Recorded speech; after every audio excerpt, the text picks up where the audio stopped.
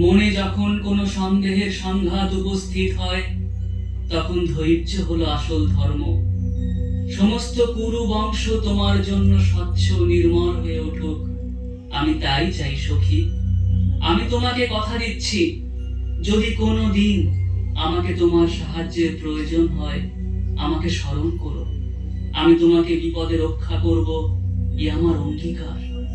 দাঁড়াও কেশব, শান্ত হও, মন দিয়ে শোনো তোমাদের পূর্ব কথা। ঋষিবর, বলুন বলুন আমাদের কি সেই পূর্ব কথা? হে পাঞ্চালী, ইন্দ্রের অংশে অর্জুনের জন্ম, আর তুমি ছিলে স্বর্গের লক্ষ্মী। ভবিতব্যকে মেনে নাও, তবেই তোমাদের কল্যাণ হবে। আমি ঋষি দ্বৈপায়ন, কৃষ্ণ দ্বৈপায়ন বেদব্যাস। কি আমাদের পরিচয়, আর আমি কেমন করে পঞ্চস্বামীকে গ্রহণ করব? বলুন ঋষিবর, বলুন। বিধির বিধান তা তো কখনো খণ্ডানোর নয়। শোনো পাঞ্চালী, খুব মনোযোগ দিয়ে শোনো মহর্ষির কাছে তোমাদের জন্ম কাহিনী। পূর্বজন্মে তুমি ছিলে এক ঋষি কন্যা। তুমি বিবাহযোগ্যা হলে উপযুক্ত স্বামী পাওয়ার জন্য তোমার পিতা তোমাকে মহাদেবের তপস্যা করতে বলে।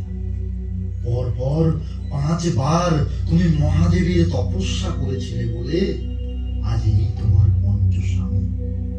তুমি মেনে নাও কৃষ্ণা, এটা দৈব নির্ধারিত ছিল। আমি কি করে তা পারব ঋষিবর? তুমি যাদের স্বামী রূপে গ্রহণ করেছ, তারা এক একজন দেবপুত্র। তুমি অমোঘ সৌভাগ্যের অধিকারিণী হবে। হে কল্যাণী, তুমি বীর যোদ্ধা সন্তানের জন্ম দেবে। এক এক বছর এক একজন স্বামীর সেবা করবে। আর 1 বছর অতিবাহিত হয়ে গেলে গঙ্গা স্নান করে আগুনে তোমাকে আত্মাহুতি দিয়ে নবরূপী পুণ্যবতী হয়ে দ্বিতীয় স্বামীর ঘরে যাবে। আর যদি কোনো সময় একজনের সঙ্গে বসবাসকালে অন্যজন সেই ঘরে প্রবেশ করে, তবে সেই পাণ্ডব দীর্ঘ 12 বছরের জন্য বনবাসে নির্বাসিত হবে। একই বিধান পেলাম আমি।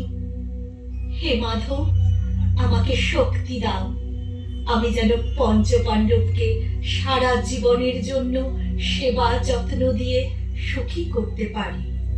আর কেশব, সে বহুদিন আগের কথা। দেবতারা একদা মহিষারণ্যে এক বিশাল যজ্ঞের আয়োজন করেছিল। সেই সময় ভাগীরথী নদীতে অনেক সোনার পদ্মফুল ফুটতে দেখে দেবরাজ ইন্দ্র সেই পদ্মফুল তুলতে গিয়ে দেখেন একজন চন্দনলতা রমণী। আর ওই পঞ্চদেবপুত্র ইন্দ্রের অংশে যাদের জন্ম, এবং ওই চন্দনলতা রমণীকে নিয়ে মহাদেব গেলেন নারায়ণের কাছে। নারায়ণ তার মাথা থেকে সেই সময় 2টি কেশ উৎপাটন করেন, একটি শুভ্র কেশ আর একটি কালো কেশ। এই 2টি কেশ যদু বংশের দেবকী আর রোহিণীর গর্ভে প্রবেশ করান। শুভ্র কেশ থেকে বলরাম আর কৃষ্ণ কেশ থেকে কেশবের উৎপত্তি। এই হলো তোমাদের জন্মের পূর্ব কথা।